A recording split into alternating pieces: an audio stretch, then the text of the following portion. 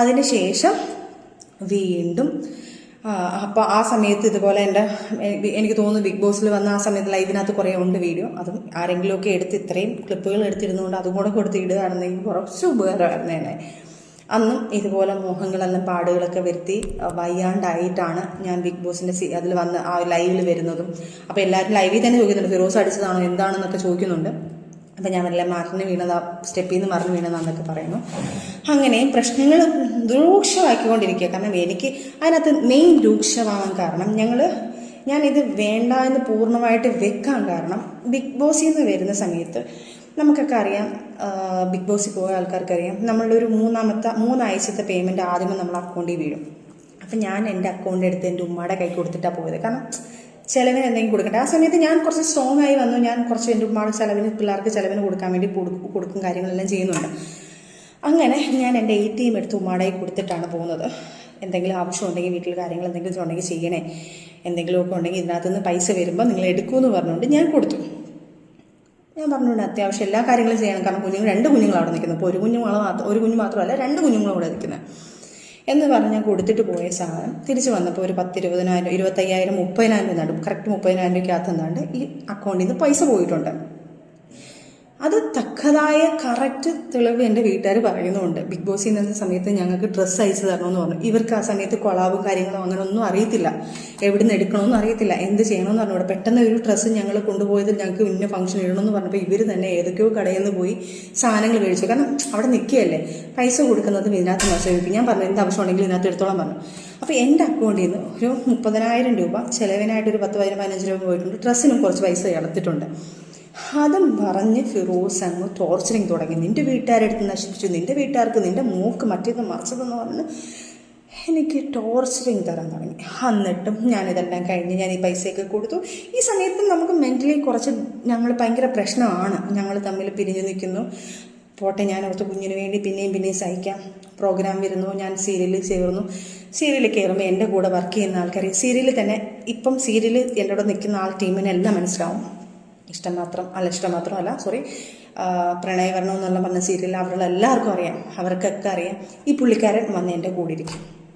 സംശയമാണ് പുള്ളിക്കാരൻ ചെയ്യുന്നതോ പോരട്ടെ, എന്നെ സംശയമാണ്. ഓക്കെ, കുഴപ്പമില്ല, എനിക്ക് ഭയങ്കര സന്തോഷം. അപ്പോൾ ഞാൻ പറയും ലിക്ക എന്നെ ഭയങ്കര കാര്യം അതുകൊണ്ടാണ് എൻ്റെ കൂടെ വന്നിരുന്നു. അവിടെ ഇരുന്ന് ഞങ്ങളുടെ കൂടെ അപ്പോഴും എനിക്ക് നാണക്കേടാ. പുള്ളി ഒരു ആർട്ടിസ്റ്റ് അല്ലേ, ഇവിടെ വന്ന് നിൽക്കുമ്പോഴത്തേക്ക് പുള്ളിയല്ലേ അളക്കുന്നത്.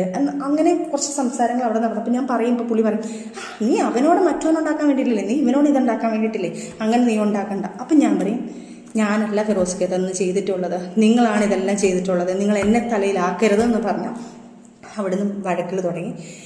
പിന്നെ ഞാൻ എൻ്റെ വീട്ടിൽ ഈ കാര്യങ്ങളൊക്കെ പറഞ്ഞു. എനിക്ക് സമാധാനമില്ല. അങ്ങനെ ലാസ്റ്റ് നമ്മൾ ഡിവോഴ്സിലാവാന്നുള്ള തീരുമാനമെത്തി. അങ്ങനെ നമ്മൾ പിരിഞ്ഞു നിന്നു. ഇതിൻ്റെ ഇടയ്ക്ക് ഞാൻ ഇവനെ പിരിഞ്ഞ് ഞങ്ങൾ മാറി നിന്ന സമയത്ത് എൻ്റെ കൂടെ വർക്ക് ചെയ്യുന്ന ക്രൂവിനെ വിളിച്ചിട്ട് ഇവൻ പറയുന്നു, നീ അവനോട് പച്ചയ്ക്ക് പറയാൻ പറ്റാത്ത വാക്കുകൾ അവനെക്കുറിച്ച് പറഞ്ഞിട്ടുള്ളത്, നീ അവൻ്റെ കൂടെ കിടക്കുകയല്ലേടി, നീ അവരെ വിളിച്ചിട്ട് പല ആൾക്കാരും എന്നെ വിളിച്ചിട്ട് എനിക്ക് പല വർക്കുകൾ പോലും പോയിട്ടുണ്ട്. കാരണം ഇതെനിക്ക് പുറത്ത് പറയാൻ പറ്റാതെ, കാരണം പറഞ്ഞു കഴിഞ്ഞാൽ അവരും പേടിച്ചിട്ട് ആൾക്കാർ എന്തെങ്കിലുമൊക്കെ വിചാരിച്ച് ലാസ്റ്റ് എനിക്ക് വർക്ക് തന്നില്ല എന്ന് പറഞ്ഞാൽ ഞാൻ ഇത് ആർക്കും പറയത്തില്ല. അവർ വിളിച്ചിട്ട് എൻ്റെ സജന ഞങ്ങൾക്കൊക്കെ ഒരു ഫാമിലി ഉള്ളതാണ്, അവൻ വിളിച്ചിട്ട് നിന്നോട് അങ്ങനെ എങ്ങനെയാണെന്നൊക്കെ പറഞ്ഞ് ഞങ്ങളത് പറയുന്നത്, ദയവ് ചെയ്ത് നിങ്ങളില്ലെങ്കിൽ വേറെ വർക്ക് കിട്ടും എന്ന് പറഞ്ഞിട്ട് അവർ പല വർക്കുകൾ പല സീരിയൽസ് ആവട്ടെ, സിനിമ ആവട്ടെ, എല്ലാ കാര്യങ്ങളും ആൾക്കാരെ പറഞ്ഞ് എൻ്റെ ഫ്രണ്ട്സിനെ വിളിച്ചിട്ട് സംശയം, ഞാൻ ആരെയും കൂടെ പോയി കഴിഞ്ഞാൽ ഇയാൾ വേണ്ടാന്ന് വെച്ച് നമ്മൾ പിരിഞ്ഞ ആൾക്കാരാണ്. എന്നിട്ട് ഇയാൾ എന്നെ വിടാതെ ടോർച്ചർ ചെയ്ത് എന്നെ ഡിവോഴ്സ് തരാൻ പറഞ്ഞാൽ ഡിവോഴ്സ് ചെയ്തിട്ടില്ല, എനിക്ക് സമാധാനം തരാതെ ഇങ്ങനെ പുറകെ നടന്ന് ടോർച്ചർ ചെയ്തുകൊണ്ടിരിക്കുക. എൻ്റെ ഫ്രണ്ട്സിനെ വിളിച്ചിട്ട് പറയുന്നത്, നീ അവളോട് കിടക്കുന്ന നേരത്തൊക്കെ പറയുന്നത് എല്ലാവരും പറയുന്നത്, നീ അവളോട് കടന്നില്ലേ. അതായത് ഒരു പെണ്ണ് കേൾക്കാൻ പറ്റുന്ന അപ്പുറം എൻ്റെ വീട്ടുകാർ വിളിച്ച് ഷൗട്ട് ചെയ്തു, അവരുടെ വീട്ടുകാരത്ത് പറയുന്നു, അവർ വീട്ടുകാർ വിളിച്ച് പറയുന്നു, ആ കൊച്ചിനെ എന്ത് ജീവിക്കാൻ സമ്മതിക്കും, അവരുടെ വീട്ടുകാർ സഹിതം പറയുന്നു. അവരുടെ വീട്ടുകാരൊക്കെ ഇപ്പോഴും എൻ്റെ കൂടെ നല്ല രീതിയിൽ സഹകരിക്കുന്ന ആൾക്കാരാണ്. ഇതെല്ലാം സഹിച്ച് ഇതെല്ലാം ഞാൻ കഴിഞ്ഞതിന് ശേഷം എൻ്റെ ലൈഫിൽ ഞാൻ സഖി കെട്ടിട്ടാണ് ഞാൻ വീഡിയോ ചെയ്യാൻ വേണ്ടി പോകുന്നത്. നിങ്ങളുടെ ഇനിയുള്ളൊരു ചോദ്യം ഞാൻ ചോദിക്കാം, എൻ്റെ കയ്യിലാണ് ഒരു തെറ്റെങ്കിൽ 5 വർഷമായി ഞങ്ങൾ പിരിഞ്ഞ് ജീവിക്കാം. ബിഗ് ബോസിന് ശേഷം ഒരു 6-7 മാസം കഴിഞ്ഞപ്പോൾ തന്നെ ഞങ്ങൾ പിരിഞ്ഞ് ജീവിക്കാൻ തുടങ്ങിയ ആൾക്കാരാണ്. ഞാനൊരു വിൻഡോവിനകത്ത് വന്ന് പറഞ്ഞു, ഒരു ഇയറിനെ കുറിച്ച് പറഞ്ഞു. എന്തോ ഞങ്ങൾ പിരിഞ്ഞിട്ടുണ്ടായിരുന്നു എന്നുള്ളത്. അത് 2.5 വർഷം കഴിഞ്ഞിട്ടേ ഉള്ളൂ, 2.5 വർഷമായിട്ടേ ഉള്ളൂ അത് ആ വീഡിയോ വന്നിട്ട്. അതിനകത്ത് ഞാൻ വ്യക്തമായിട്ട് പറയുന്നുണ്ട്, ആ വീഡിയോ ക്ലിപ്പും കൂടെ നിങ്ങൾ ദയവ് ചെയ്തിടണം. ഞങ്ങൾ കുറേ നാളുകളായിട്ട് ഞങ്ങൾ പിരിഞ്ഞ് ജീവിക്കുകയാണ്. ഞങ്ങളിപ്പം അത് പക്ഷേ പൂച്ചം സംസാരിക്കാൻ തുടങ്ങി, ആൾക്കാർ പറയാൻ തുടങ്ങി ഞങ്ങൾ ഡിവോഴ്സ് ആണെന്ന് പറയാൻ തുടങ്ങി. അത് വേറൊരു രീതിയിലോട്ട് ആവാതിരിക്കാൻ വേണ്ടി ഞാനിപ്പം മീഡിയയിൽ വന്ന് പറഞ്ഞു. ഞാനാണ് ആദ്യമായിട്ടൊരു മീഡിയയിൽ വന്ന് സംസാരിക്കുന്നത്. ഈ പറയുന്ന തെറ്റ് എൻ്റെ കയ്യിലാണെങ്കിൽ ഒരു കോമൺ സെൻസ് നിങ്ങൾ ചിന്തിച്ചാൽ മതി. ആ സമയത്ത് ഈ പറയുന്ന ആൾ എൻ്റെ കൂടെ ഉണ്ടെങ്കിൽ, ഞാൻ അതിന് വേണ്ടിയിട്ടാണ് ഈ വീഡിയോ ചെയ്യുന്നുണ്ടെങ്കിൽ, തൊട്ടുപുറകെ ഇയാൾക്ക് അറിയാവുന്ന കാര്യമല്ലേ, ഇയാൾ വെച്ചേക്കുമോ, ഇയാൾ ഇതെല്ലാം വന്ന് വിളിച്ച് പറയത്തില്ല ഇയാൾ.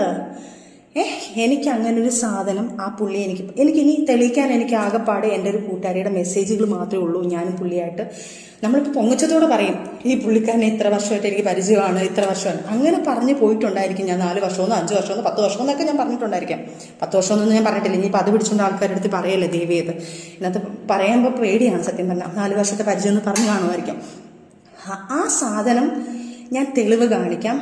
ഒറ്റ എന്നൊരു മൂവി സമയത്ത് ഞാൻ ഈ പറഞ്ഞ പുള്ളിയെ ഞാൻ പരിചയപ്പെടുന്നു. ആ സമയത്ത് അതിനകത്ത് ആ സിനിമയിൽ എൻ്റെ ഒരു കൂട്ടുകാരി പാടിയിട്ടുണ്ടായിരുന്നു. ആ പുള്ളിക്കാരിയുടെ ഒരു ഇതിനകത്ത് ഞാൻ കൂടെ പോയ സമയത്ത് ആ സമയത്ത് പുള്ളിക്കാരനെ ഒന്ന് കണ്ടിരുന്നു. ഞാൻ സാറെന്ന് പറഞ്ഞു ഞാൻ നിന്നിട്ടുണ്ട്. അവിടെ ഞങ്ങൾ 2 പേരും കൂടെ നിന്ന് പുള്ളിക്കാരി പാട്ട് പറഞ്ഞ് ഞാൻ മിണ്ടിയിട്ട് പോലുമില്ല പുള്ളിക്കാരനടുത്ത്. അവിടെ നിന്ന് ഇറങ്ങിയപ്പം എന്നെ ആ ഒരു ക്യാരക്ടറിന്, അതായത് ലാസ്റ്റ് സ്കെഡ്യൂൾ ഒരു ആ സിനിമ കാണുന്നവർക്കറിയാം, അവസാന സ്ക്രീനിൽ ഞാനൊരു ഹെയർ ഹോസ്റ്റസ് ആയിട്ട് നമ്മൾ വന്നിട്ടുണ്ട്. അപ്പം ആ ഒരു അതായത് ഇൻഡിഗോടെ അല്ല, ഹെയർ ഇന്ത്യയോ ഹെയർ എക്സ്പ്രസ്സോ അതിൻ്റെ എന്താണ്ടൊരു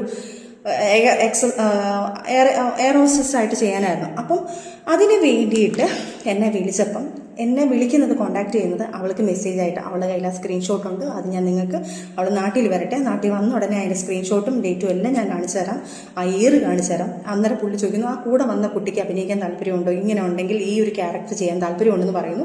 എൻ്റെ നമ്പർ കൊടുക്കുമെന്ന് ചോദിക്കുന്നു. അപ്പം ഞാൻ പറയും, എടി നീ കൊടുത്ത് അയച്ചേക്ക്, നീ അയക്കും. ഞാൻ അങ്ങനെയാണ്, കാരണം ഇതിൻ്റെ സമയത്ത് ഞാൻ ഡിപ്രഷൻ അടിച്ച് കുറേ പ്രശ്നങ്ങളിൽ നിൽക്കുകയാണ് ഞാൻ. അപ്പം ഞാൻ നീ കൊടുത്തേക്കെന്ന് പറയുന്നു. അവളാണ് ഈ നമ്പർ കൊടുക്കുന്നതും. ആ സിനിമയുടെ സമയത്താണ് ഞാൻ പുള്ളിയെടുത്തൊന്ന് സാറിന് വിളിച്ച് സംസാരിക്കുന്നത്. അതിനുശേഷം ലൈഫിലുണ്ടായ പ്രശ്നങ്ങളോട് നല്ല ഫ്രണ്ട്ഷിപ്പായി.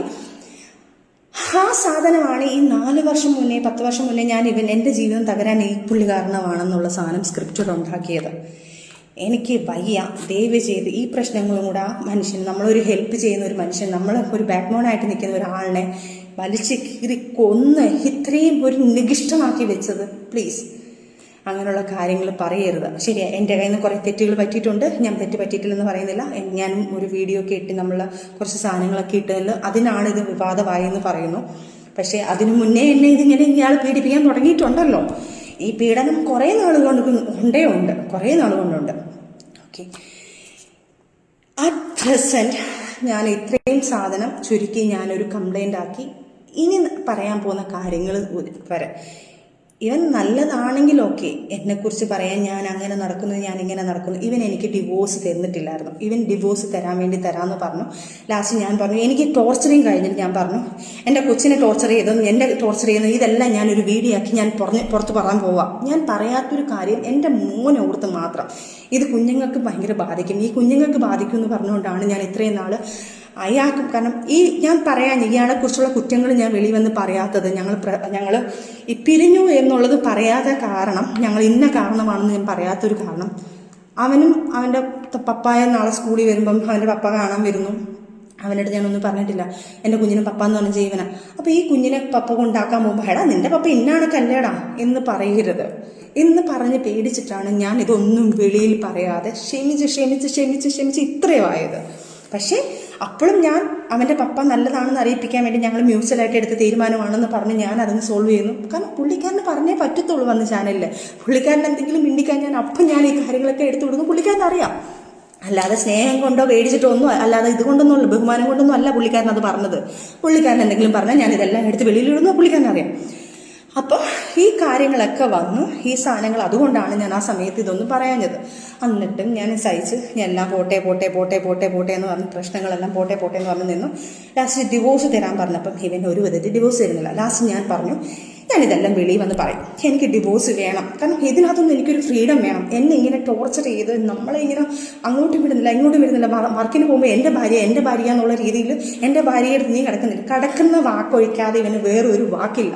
എല്ലാവരെയും വിളിച്ച് ഭീഷണിപ്പെടുത്തി, എല്ലാവരെയും വിളിച്ച് വലിയ വലിയ പ്രമുഖനുള്ള ആൾക്കാരെ വിളിച്ച് വരെ ഇവൻ ഭീഷണിപ്പെടുത്തിയിട്ടുണ്ട്. നീ അങ്ങനെയാടാ, നീ അവൻ്റെ കൂടെ കിടന്നില്ലേ, എനിക്ക് വരുന്ന വർക്കുന്ന ഇവൻ എങ്ങനെയെങ്കിലും പറഞ്ഞ് അവരെ വിളിച്ച് ഭീഷണിപ്പെടുത്തും. പോട്ടെ, എല്ലാം ക്ഷമിച്ച് ഞാൻ പറഞ്ഞു എനിക്ക് ഡിവോഴ്സ് വേണം, എനിക്ക് ഡിവോഴ്സ് വേണമെന്ന് പറഞ്ഞ് ലാസ്റ്റ് ഈ പേരും പറഞ്ഞിട്ട് അവൻ ഡിവോഴ്സ് തരാമെന്ന് പറഞ്ഞു. മ്യൂച്വൽ ഞങ്ങൾ സൈൻ ചെയ്തു. മ്യൂച്വൽ കൊണ്ട് ഞങ്ങൾ സൈൻ ചെയ്ത് മ്യൂച്വലെടുത്ത് ഡേറ്റുകളെടുത്ത് ഞങ്ങളൊരു വക്കീൽ വെച്ച്. അവൻ പറഞ്ഞു ഒരു വക്കീലിന് അവൻ്റെ വക്കീലിനെ വെക്കാൻ പറഞ്ഞു. അവൻ പറഞ്ഞു വക്കീലിനെ വെക്കണ്ട, നമുക്കൊരു വക്കീലിന് മ്യൂച്വലല്ലേ ഒരു വക്കീലിനെ വെക്കാമെന്ന് പറഞ്ഞ് നമ്മളൊരു ഫ്രണ്ട് വഴി നമ്മൾ ആ വക്കീലിനെ വെച്ച്, എൻ്റെ ഒരു ഫ്രണ്ടാണ് വക്കീൽ, മനു എന്ന് പറഞ്ഞ വക്കീൽ, വക്കീലിനെ കൊണ്ട് നമ്മൾ ചെയ്യിപ്പിച്ചു. ആ കാര്യങ്ങളെല്ലാം ചെയ്ത് കഴിഞ്ഞപ്പോഴത്തേക്ക് ഡേറ്റിന് വിളിച്ച സമയത്ത് ഇവൻ വന്നില്ല. അതങ്ങനെ ലാപ്സായിപ്പോയി. അവൻ മനഃപൂർവ്വം പണി തരാണ്, അതായത് നമുക്ക് ഡിവോഴ്സ് തരത്തില്ല. അത് കഴിഞ്ഞ് കുറേ നാൾ കഴിഞ്ഞപ്പോഴാണ് ഞാൻ അറിയുന്നത് ആദ്യ ഭാര്യയെ പുള്ളിക്കാരൻ ഡിവോഴ്സ് ചെയ്തിട്ടില്ല. എന്നെ പറ്റിച്ചാണ് ഇയാൾ മാരേജ് ചെയ്തേക്കുന്നത്. അന്ന് ഞാൻ ആദ്യം പറഞ്ഞതിനകത്ത് പറയുന്നുണ്ട്, ആദ്യ സമയത്ത് ഇയാൾക്ക് ഈ മതങ്ങളെ വിശ്വാസമില്ല എന്ന് പറയുന്ന കാരണം പള്ളിയിൽ പോയി നമ്മൾ ഇത് അന്വേഷിക്കുമ്പോൾ പള്ളിയിൽ പറയും ഡിവോഴ്സ് ആയിട്ടില്ല, ഇവരുടെ ഡിവോഴ്സ് ആയതിനു ശേഷം അടുത്ത് നമുക്ക് നിക്കാഹ് നടത്താമെന്ന് പറയും. അത് മറച്ചു വെച്ചിട്ടാണ് ഇവരെല്ലാം നമ്മൾ ഈ കല്യാണം എന്ന് പറഞ്ഞാൽ ഈ രജിസ്റ്റർ മാരേജ് എന്ന് പറഞ്ഞ സാധനം ചെയ്യുന്നത്. രജിസ്റ്റർ മാരേജ് അവർ ചെയ്തിട്ടില്ലായിരിക്കാം മേ ബി, അതുകൊണ്ടായിരിക്കുമല്ലോ എനിക്ക് രജിസ്റ്റർ മാരേജ് ചെയ്തത്. ഈ സാധനം ചെയ്ത് കഴിഞ്ഞതിന് ശേഷം ഞാൻ അറിയുന്നു ഇയാൾ ആ വൈഫിന് പോലും ഡിവോഴ്സ് കൊടുത്തിട്ടില്ല. ആദ്യത്തെ വൈഫിനെ 200 പവനോളം അയാളുടെ അടുത്ത് യൂസ് ചെയ്തിട്ടുണ്ട്. അയാൾ ആഡംബര ജീവിതത്തിന് വേണ്ടി അയാളെ കല്യാണം ആഡംബരമായിട്ട് നടത്തിയത് 19 പവൻ എടുത്തിട്ട് ഇയാൾ ആ സ്വർണം കൊണ്ടുവന്ന ഉടനെ തന്നെ അടുത്ത ദിവസം വിൽക്കുന്നു. അതിൻ്റെ തെളിവുകളും കാര്യങ്ങളും എല്ലാം പുള്ളിക്കാരിയാണ്. പുള്ളിക്കാരിയും ഇതുപോലെ ഓർത്തഡോക്സ് ഒരു ഫാമിലി, ഒരു ഭയങ്കര ഒരു റെപ്യൂട്ടഡ് ഫാമിലിയിലുള്ള ഒരു പുള്ളിക്കാരിയാണ്. അവരും ഇവനെ പേടിച്ചാണ് ജീവിക്കുന്നത്. കാരണം ഇവൻ ഒരു മീഡിയയിൽ നിൽക്കുന്ന ഒരു പേഴ്സൺ ആയതുകൊണ്ട് ഇവൻ എന്ത് പറയുന്നോ അവർക്ക് മീഡിയയിൽ വരാൻ താല്പര്യമില്ല. അപ്പം മീഡിയയിൽ വന്ന് പറയുമ്പം മീഡിയയിൽ പറയുന്ന ആൾക്കാർ അതാ വിശ്വസിക്കത്തുള്ളൂ, ആൾക്കാരെല്ലാം വിശ്വസിക്കുന്നുണ്ട്.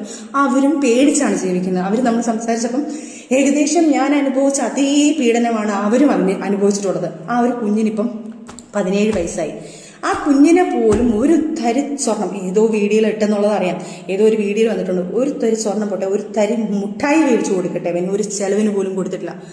എന്നിട്ട് പോലും ഈ കാര്യങ്ങൾ വരുമ്പം പ്രശ്നങ്ങൾ വരുമ്പോഴത്തേക്ക് ഈ കാര്യങ്ങൾ പറഞ്ഞു ഡിവോഴ്സിൻ്റെ കാര്യങ്ങളും ഈ കാര്യങ്ങളൊക്കെ മനസ്സിലാക്കിയിട്ട് ലാസ്റ്റ് ഇവൻ പറയുന്നു ഈ കുഞ്ഞിനെ ഇതിൻ്റെ ഇടയ്ക്ക് ഞാൻ എൻ്റെ മൈൻഡ് വേറെ ഇങ്ങോട്ട് പോയി, അതുകൊണ്ടാണ് അപ്പം ഈ ലാസ്റ്റ് ഇവരും പറയുന്നു ഈ ഡിവോഴ്സ് ചെയ്തിട്ടില്ല എന്ന്. അപ്പം എൻ്റെ മാരേജ് ഇല്ലീഗലാണ് അന്നേരം ഇവൻ ചെയ്ത് വെച്ചേക്കുന്നത് ഇല്ലീഗൽ, എന്നെ കഴിച്ചേക്കുന്ന ഇല്ലീഗൽ മാരേജാണ്. അപ്പം ഇവൻ ഇത്രയും ദ്രോഹം ചെയ്തത് പോരെ. പിന്നെ ഈ പ്രശ്നങ്ങൾ തുടങ്ങാൻ കാരണം ഒരു 5 സെൻറ്റ് സ്ഥലം വീടും എനിക്കുണ്ട്. ആ വസ്തു ഞാൻ അവൻ്റെ പേരിലോട്ട് എഴുതി കൊടുത്താൽ അവൻ എനിക്ക് ഡിവോഴ്സ് തരാമെന്നാണ് പറയുന്നത്.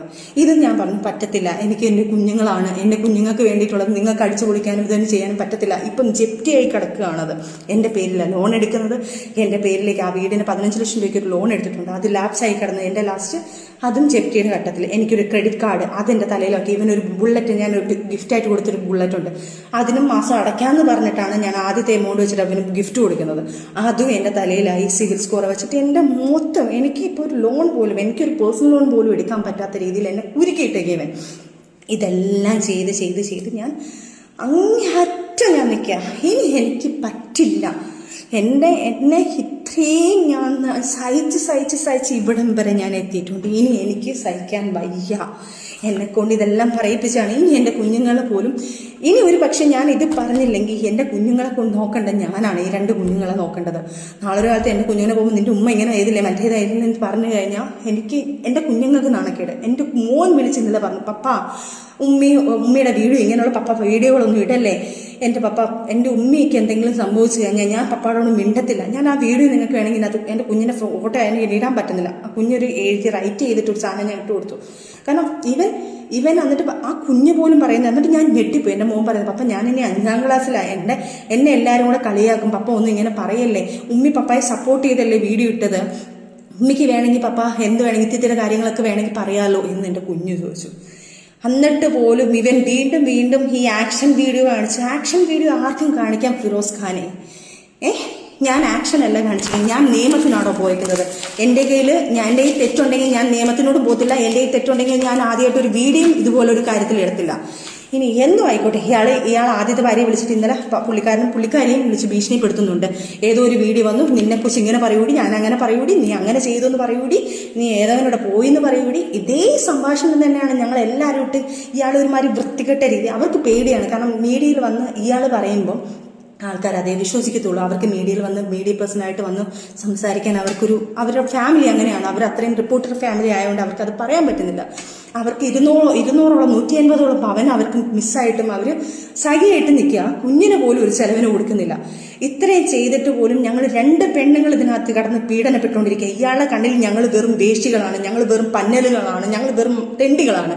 പക്ഷെ ഈ തെണ്ടികളാണല്ലോ 2 കുഞ്ഞുങ്ങളെ ഞങ്ങൾ നോക്കുന്നത്. ഞങ്ങൾ കഷ്ടപ്പെട്ടാണ് വളർത്തുന്നത്, ഞങ്ങൾ അധ്വാനിച്ചാണ് നോക്കുന്നത്. ഈ ഞങ്ങളെ കിടന്ന് എന്തിനാണ് ഈ തെണ്ടി ഇങ്ങനെ കിടന്ന് പറഞ്ഞുകൊണ്ടിരിക്കുന്നത്? സഖി കേട്ടിട്ടാണ് ഞാൻ ഇതെല്ലാം പറഞ്ഞു പോകുന്നത്. എനിക്ക് വയ്യ. അത് കഴിഞ്ഞിട്ടാണ് ദൈവമായിട്ടാണ് ഓരോ കാര്യം, ഇവൻ്റെ കാര്യങ്ങൾ പല കാര്യങ്ങളും ഞാൻ അറിയുന്നുണ്ട്. എൻ്റെ ലൈഫിൽ നിന്ന് എഴുതിവിട്ട ഞാൻ ഇവനെ ഞാൻ ഇതാക്കണം? എൻ്റെ ലൈഫിൽ ഒരാൾ വന്നിട്ടുണ്ടോ, വന്നിട്ടില്ലയോ, ഇനി ആര് വരുന്നോ, ഇവൻ എന്തിനറിയണം? ഇവൻ കാണിച്ചു കൂട്ടുന്ന പ്രോകൃതം ഞാൻ അതും കൂടെ ഇതിനകത്ത് മെൻഷൻ ചെയ്തിട്ടുണ്ട്. എനിക്ക് ഒരു കാര്യം വിവരം പറഞ്ഞിട്ടുണ്ട്. അതിൻ്റെ സത്യാവസ്ഥ ഞാൻ വിളിച്ചു തിരക്കിയിട്ടുണ്ട്. പക്ഷേ അതൊരു മൈനർ കേസാണ്. ഒരു 17 വയസ്സ് സ്വന്തം മകളുടെ പ്രായമുള്ള ഒരു കുഞ്ഞിനെ ഒരു ഹോട്ടലിൽ കൊണ്ട് ഇവൻ കൊണ്ട് ഉപയോഗിച്ചിട്ടുണ്ട്.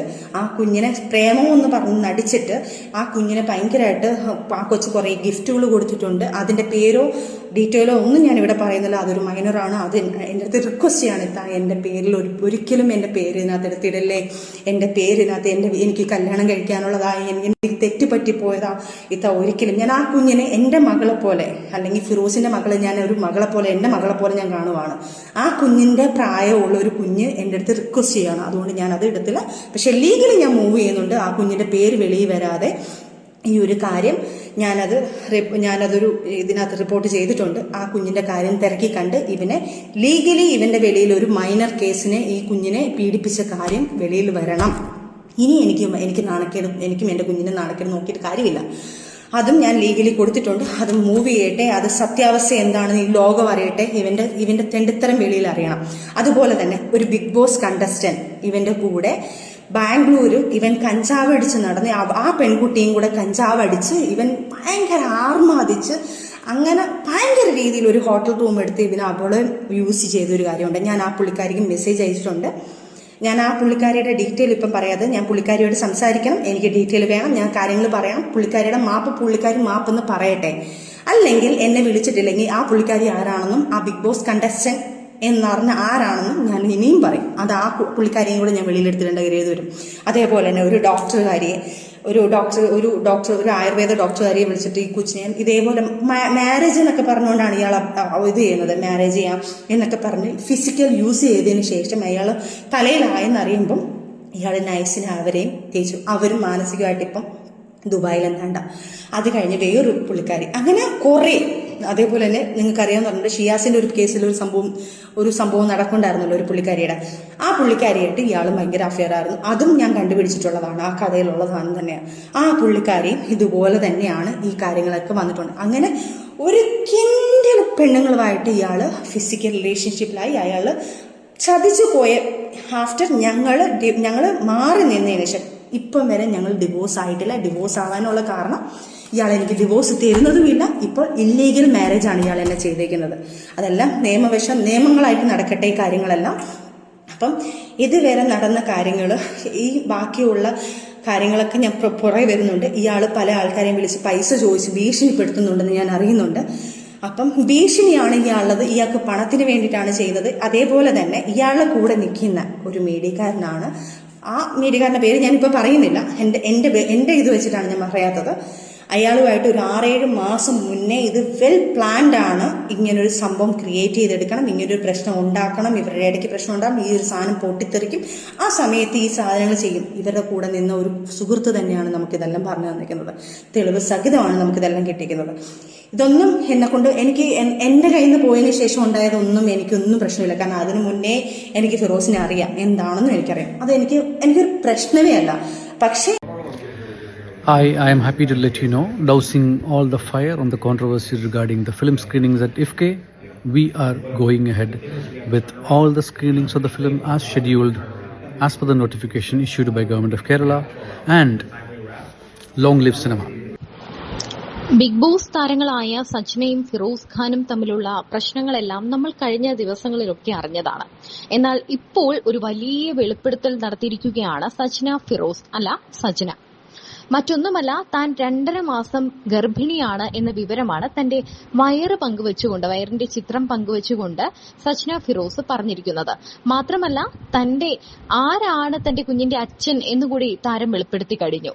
അതെ, നമുക്കെല്ലാവർക്കും സുപരിചിതനായ സിനിമാക്കാരൻ തന്നെയായ റസൂൽ പൂക്കുട്ടിയാണ് സജ്ന ഫിറോസിന്റെ കുഞ്ഞിന്റെ അച്ഛൻ. സജ്ന ഫിറോസിനെയും റസൂൽ പൂക്കുട്ടിയെയും വെച്ച് തന്നെ നിരവധി കഥകളാണ് മുൻപ് പുറത്തു വന്നത്. എന്നാൽ അങ്ങനെയൊന്നുമല്ല, അതൊരു സൗഹൃദം മാത്രമാണെന്നൊക്കെയായിരുന്നു സജ്ന പറഞ്ഞിരുന്നത്. സജ്നയും ഫിറോസും തമ്മിൽ പലതരത്തിലുള്ള വീഡിയോ മുഖേനയുള്ള ആക്രമണങ്ങളും പരോക്ഷ വിമർശനങ്ങളും ഒക്കെ നമ്മൾ കണ്ടതാണ്. എന്നാൽ ഇപ്പോൾ ഇതെല്ലാം മാറ്റി നിർത്തിക്കൊണ്ടാണ് സജ്ന മറ്റൊരു വെളിപ്പെടുത്തൽ നടത്തിയിരിക്കുന്നത്. സജ്നയും പൂക്കുട്ടിയും തമ്മിൽ ബന്ധമുണ്ട് എന്ന് എല്ലാവർക്കും മനസ്സിലായിരുന്നുവെങ്കിലും സജ്ന ഫിറോസ് മൂന്നാമതും അമ്മയാകുമോ, അല്ലെങ്കിൽ ഇനി ഒരു കുഞ്ഞിന്റെ അമ്മയാകാൻ പോവുകയാണോ എന്ന് ഒരു ഞെട്ടലോടെ തന്നെയാണ് എല്ലാവരും അറിയുന്നത്. ബിഗ് ബോസ് മലയാളം സീസൺ 3 പങ്കെടുത്ത് ശ്രദ്ധ നേടിയ താരദമ്പതികളാണ് പൊളി ഫിറോസ് എന്ന ഫിറോസ് ഖാനും സജ്ന നൂറും. ബിഗ് ബോസിൽ നിന്ന് പുറത്തിറങ്ങി 2 വർഷത്തിന് ശേഷം ഇരുവരും വേർപിരിഞ്ഞു. 2023 ഇവർ വിവാഹബന്ധം അവസാനിപ്പിക്കുന്നതായി വെളിപ്പെടുത്തിയത്. ഇവർ തമ്മിൽ പിരിയാൻ കാരണം ഒരു സിനിമാക്കാരൻ ആണെന്ന തരത്തിലുള്ള പ്രചരണങ്ങൾ അടുത്തിടെ വന്നിരുന്നു. ഈ ആരോപണങ്ങൾ സജ്ന നൂർ പ്രതികരിച്ചിരുന്നു. തങ്ങളുടെ ജീവിതത്തിൽ മൂന്നാമതൊരാൾ വന്നിട്ടില്ലെന്നും വിവാഹബന്ധം പിരിയാൻ കാരണം വ്യക്തിപരമായ മറ്റു പ്രശ്നങ്ങളാണെന്നുമൊക്കെയാണ് അന്ന് സജ്ന പറഞ്ഞത്. അങ്ങനെ ഈ പറഞ്ഞുകൊണ്ടിരിക്കുന്ന സമയത്ത് തന്നെയാണ് ഇരുവരും തമ്മിൽ പിന്നീട് വാക്കുതർക്കങ്ങൾ ഉണ്ടാവുകയും സജ്ന ഫിറോസിനെ പറ്റിയുള്ള പല കാര്യങ്ങൾ ഫിറോസിന്റെ മറ്റ് അവിഹിത ബന്ധങ്ങളും മറ്റ് വിവാഹേതര ബന്ധങ്ങളെക്കുറിച്ചൊക്കെ സജ്നയും വെളിപ്പെടുത്തി മുന്നോട്ട് വന്നത്. പിന്നീട് ഈ വീഡിയോ പലതും ഡിലീറ്റ് ചെയ്യപ്പെടുകയും ചെയ്തു. ഇപ്പോൾ സജ്ന 2.5 മാസം ഗർഭിണിയാണ് എന്ന് പറഞ്ഞുകൊണ്ട് സന്തോഷത്തോടെയുള്ള ഒരു വീഡിയോ ആണ് പങ്കുവച്ചിരിക്കുന്നത്. എന്തായാലും ഇത്രയും ബുദ്ധിമുട്ടുകളിലൂടെ കടന്നുപോയിട്ടും ഇനി ഒരാളെ വിശ്വസിക്കാനും ഒരു കുഞ്ഞിന് ജന്മം നൽകാനും സജ്ന ഒരു ധൈര്യം കാണിച്ചല്ലോ എന്ന് തന്നെയാണ് ആളുകൾ ചോദിക്കുന്നത്.